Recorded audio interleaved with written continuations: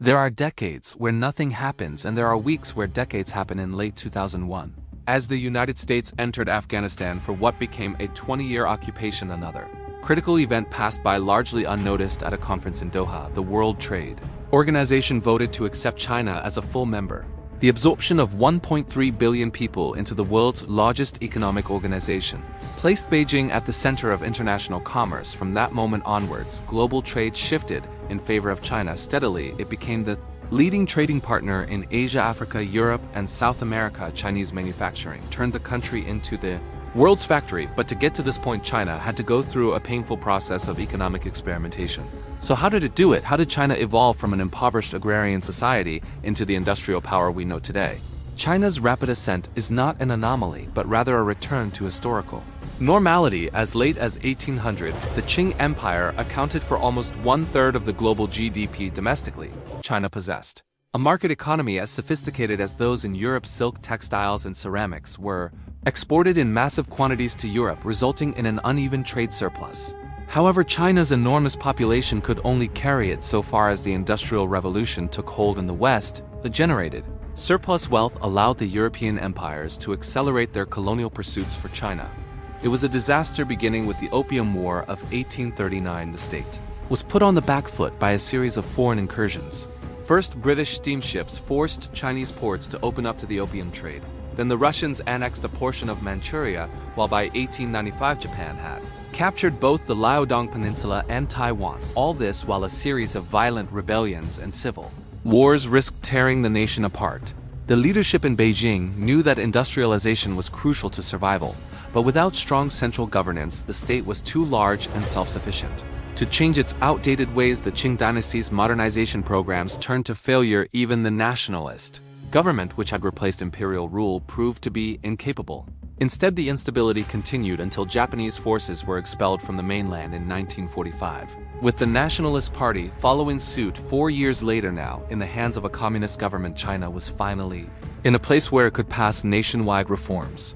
However, mistrust of the outside world shaped China's political apparatus led by Mao Zedong. The Beijing government believed that only a highly centralized state with total control over the population could muster the resources to close the industrial gap with its foreign rivals. Communism, with its emphasis on state control, seemed a perfect fit for China.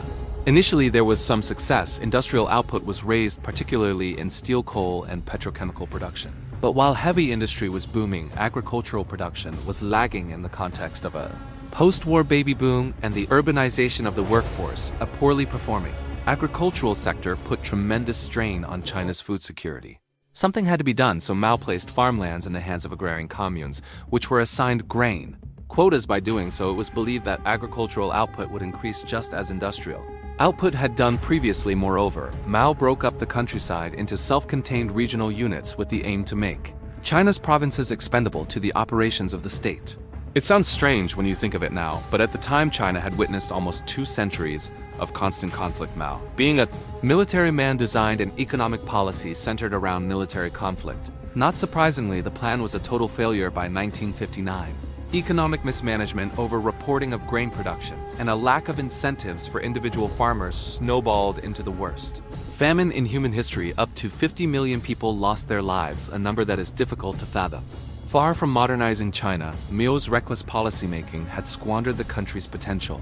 Meanwhile, in Japan, South Korea, and Taiwan, large manufacturing industries were developing throughout the 1960s and 1970s. What was it that China did so wrong and its neighbors are right? The answer has everything to do with the mindset as early as mid-19th century. Japan, having observed the fate of China at the hands of foreign powers, adopted a Western style to economic science and politics. This allowed the nation to build up its military capacity, and within a few decades, it had climbed to great power status. Resource poor by itself, Japan fueled its imperial expansion by acquiring colonies in both Korea and Taiwan. Though the peoples of these territories were brutally repressed, resource extraction required Tokyo to invest extensively in the public works of its colonies, including roads, railways, and ports. By the time the Allies defeated Japan in 1945, all 3 countries had developed a pre-industrial base with export infrastructures. The East Asian playbook laid the groundwork for their success in the post-war years. Japan, South Korea, and Taiwan further developed their assets, and though each state had its own quirks, they generally followed a three-step pattern. The first was land reform. By breaking up larger estates into small holdings, the East Asian states crushed the lobbying power of large agricultural businesses. This fostered market competition, which in turn drove up food production. The increased efficiency of the agricultural system also triggered a mass migration of peasants to the cities. In search of employment, urbanization was taking hold across the periphery. The second step was to gear the economy towards export-oriented manufacturing by using their new urban workforce and existing export infrastructure. The East Asian states came to dominate global manufacturing, particularly in consumer electronics. And by focusing on exports, Japan, South Korea, and Taiwan could generate the foreign exchange needed to accelerate the process of technology transfers. Thirdly, each state adopted restrictive financial policies to direct capital to the areas favored by its development strategy. Low interest rates funneled cash flows back into state investments in infrastructure and corporate investment in industry, while capital controls prevented wealthy individuals from moving their money offshore. At the same time, an undervalued exchange rate made East Asian exports even more competitive. Naturally, these policies were met with opposition from Western businesses. The fact that Asian companies had open access to the American market, while American companies were shut out of Asia, robbed many business owners the wrong way, as did the high amount of intellectual property theft following from west to east. America at the time was okay with this trade-off because it needed strong, capable allies in Asia to counter communist influence. This then explains why Washington departed from its free trade principles and allowed its allies to run mercantilist economies. The success of the East Asian states troubled Beijing in terms of power projection. So when Mao passed away in 1976, his successor Deng Xiaoping went into a different direction. He overhauled the economic system and applied the three-step roadmap used by Japan, South Korea, and Taiwan. China's secret weapon was its massive size, both territorial and demographic. Each province was the size of entire nations, which meant that Deng could run economic experiments locally before rolling things out at a national level. For example, in Anhui, the agricultural communes were broken into smaller plots, allowing rural smallholders to keep surplus grain. The incentive created a surge in food production. Between 1978 and 1984, agricultural production rose by 1/3, and average farm incomes more than doubled. Moreover, increased security over land ownership encouraged farmers to invest in capital goods like tractors and other types of machinery, as farming was. Mechanized agricultural output and local manufacturing increased steadily in the major cities. Manufacturing processes were altered to suit China's natural advantages. Unlike Mao, who had prioritized heavy industry, Deng recognized that China's strength lay in its massive workforce, so it made sense to use that labor force and reschedule the focus on heavy industries down the line. Consequently, Deng prioritized producing light industrial goods for exports, such as clothing, cosmetics, and toys made in China became a brand on its own. Meanwhile, new factories were set up, which encouraged urbanization. China's urban population grew from 190 million in 1980 to 300 million a decade later. Over time, as Beijing accumulated wealth, certain constraints on private businesses were loosened, which drove some state-owned enterprises to become more competitive. From the late 1970s onwards, China progressively became the world's factory. China's biggest test, however, was its access to technology. Though Washington permitted Tokyo, South Korea, and Taiwan to run mercantilist economies unconditionally, China had to offer American businesses something in return. Beijing came up with a tempting concept. It permitted export-oriented companies to set up factories in special economic zones along the coast, and then upgraded the regional export infrastructure with ports, roads, and railways. It was this combination of first-world infrastructure and third-world labor costs that Western companies found irresistible. Consequently, foreign direct investment increased from zero in 1979 to 40 billion in 1997, peaking at 290 billion in 2013. Being the world's factory came with all sorts of perks. With the amount of foreign exchange flowing into the country, Beijing could either buy the technological capital it needed or steal it, since the Western businesses operated on Chinese soil.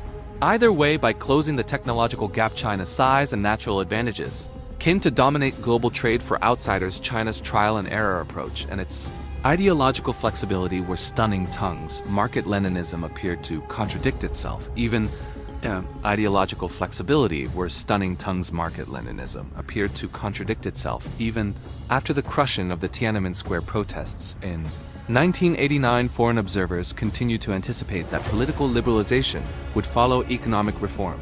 Yet this did not happen because, unlike Western doctrine in China, the government is not seen as a hindrance to economic prosperity, but a prerequisite to it for Japan's South. Korea and Taiwan being part of the American security umbrella meant a social contract to enforce.